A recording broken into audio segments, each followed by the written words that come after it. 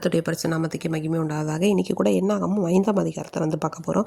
இந்த அதிகாரத்தில் வந்து பார்த்தோன்னா தேவன் வந்து மோசையை பார்த்து என்ன சொல்கிறார் அப்படின்னா, அது பாளையத்திற்கு அசூசியானவர்கள், அதாவது சுத்தம் இல்லாதவர்கள் அப்படின்னு சில குறிப்பிட்ட காரியங்களை வந்து சொல்லியிருப்பார். அவங்களெல்லாம் பாளையத்துக்கு புறம்பாக்கணும். அடுத்ததாக வந்து பார்த்தோன்னா, ஒரு மனைவி வந்து ஒரு கணவனுக்கு வந்து அவங்க துரோகம் பண்ணிட்டாங்கன்னா அவங்களுக்கு என்னென்ன மாதிரியான பலிகளும் அவங்களுக்கு வந்து அவங்களுக்கு எப்படிப்பட்ட தண்டனைகள் நியாயப்பிரமாணம் நிறைவேற்றப்படுது அப்படிங்கிறத பற்றியும் இதில் வந்து சொல்லியிருப்பாங்க. அடுத்ததாக வந்து என்னன்னு சொல்லி பார்த்தோன்னா, இதில் வந்து அந்த ஸ்திரீ வந்து தீட்டுப்படலை அப்படின்னா அதை எப்படி நம்ம கண்டுபிடிக்க முடியும் அப்படிங்கிறது எல்லாமே இதில் வந்து சொல்லியிருக்காங்க.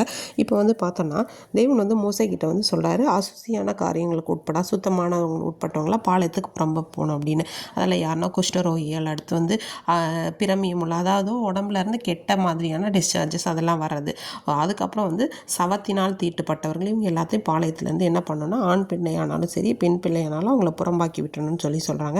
அது மட்டும் இல்லாமல் ஒரு புருஷனுக்கு ஒரு ஸ்திரீ வந்து துரோகம் பண்ணிட்டாங்க அப்படின்னா அவங்க வந்து என்ன பண்ணக்கூடாது, பலி வந்து என்னென்ன பலி வந்து எப்படி செலுத்தணும், அவங்க வந்து அபராதம்னா எத்தனை பங்கை வந்து கூட்டி செலுத்தணும், 5ல் ஒரு பங்கு என்ன பண்ணணும் அதிகமாக கூட்டி செலுத்தணும் அப்படிங்கிறத வந்து சொல்லியிருப்பாங்க.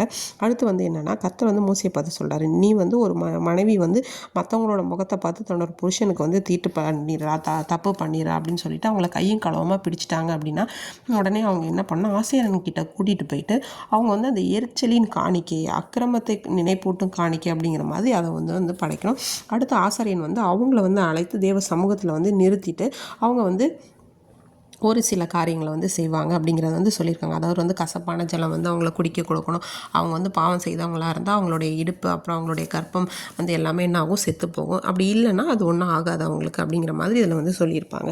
இன்றைக்கி இந்த காரியங்களில் கூட நம்ம பார்க்க வேண்டியது, நம்ம தெரிஞ்சுக்க வேண்டியது என்ன அப்படின்னா, இஸ்ரவேலுடைய பாளையம் வந்து எப்படின்னா தேவனுடைய வாசஸ்தலம். தேவன் வந்து அங்கே வாசமாக இருக்கிறார் இல்லையா, அவங்க மத்தியில் இருக்கிற தேவன். அந்த பாளையம் முழுவதுமே பரிசுத்தமாக இருக்கணும்னு சொல்லி தேவன் வந்து விரும்புகிறார். இன்றைக்கி கூட நம்ம கூட தேவனுடைய ஆலயமாக இருக்கும்.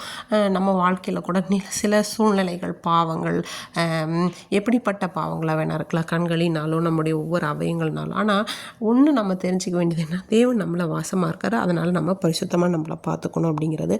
அடுத்ததாக வந்து என்னன்னு சொல்லி பார்த்தோன்னா, நம்ம பாவம் செய்துடுறோம், மனித இயல்பில் நம்ம செய்துடுறோம், அது தப்பு.